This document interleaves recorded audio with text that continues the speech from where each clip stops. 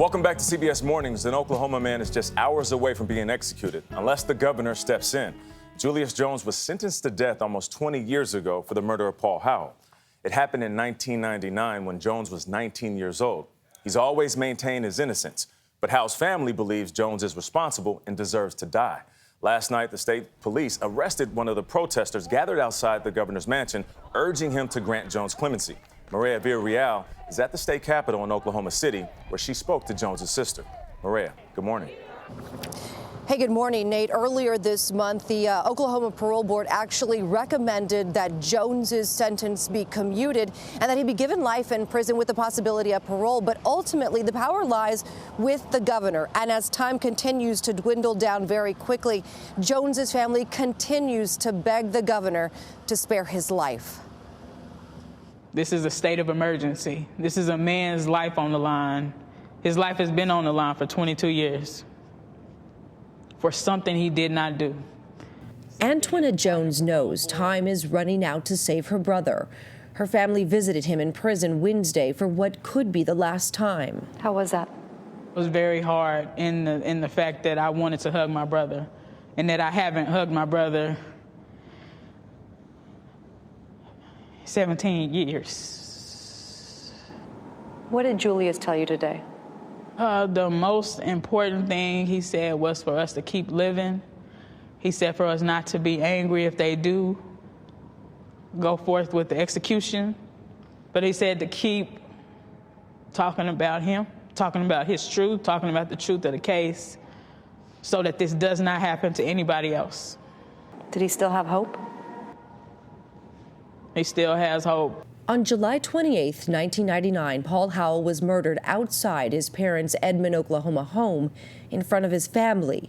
His SUV was stolen, and a witness reported seeing a black man with a red bandana and 1 to 2 inches of hair shoot the father of 2. 3 days later, 19-year-old Julius Jones was arrested. His family says eyewitness descriptions did not match Julius, who at the time had a shaved head. They also say he was home at the time of the murder.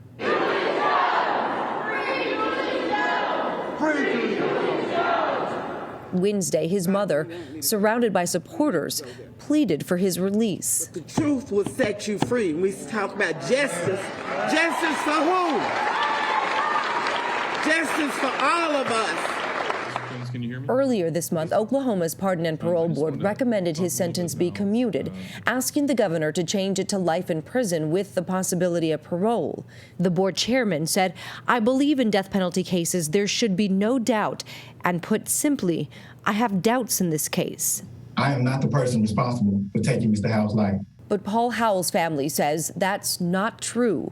We spoke to Howell's daughter, Rachel, before the board made their clemency recommendation. You know, I want to be a voice for my dad because he was an innocent man taking his kids to get ice cream with my aunt, and he was murdered in front of me and my sister and my aunt, all for a car.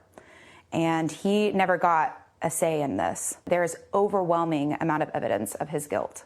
Julius Jones's fate is now in the hands of Oklahoma's Republican Governor Kevin Stitt, who so far has only met with the Howell family. This is the first death row clemency case he's faced. Antoinette says she'll be at the prison later today. Will you go inside? I have to be there for my brother. I would want him to be there for me. You're taking a lot on yourself. Why? Because he's worth it. His life is worth it. His life has always been worth the fight. Police have set up barricades at the governor's mansion just in case there's any unrest. We've seen a number of extra troopers brought here to the state capitol. There are expected rallies at the prison as well as here in Oklahoma City. If the governor does nothing right now, the execution will go as planned. It's set for 4 p.m. Central Time. Gayle? Boy, Maria, this is a heartbreaking story on so many levels. Thank you so much. Listen, we're all very sorry that Paul Howell lost his life. That's the main thing. Yes. But number two, there still seem to be so many questions. You have the parole board chairman saying that he has doubts in the case. I don't understand why the governor said why he will not meet with the Jones family when he's met with the Howell family. Yeah. Just a lot to We're process not the here. experts sitting here, but the people who've looked at the case closely seem to have doubts, and that should Yes. go a long way.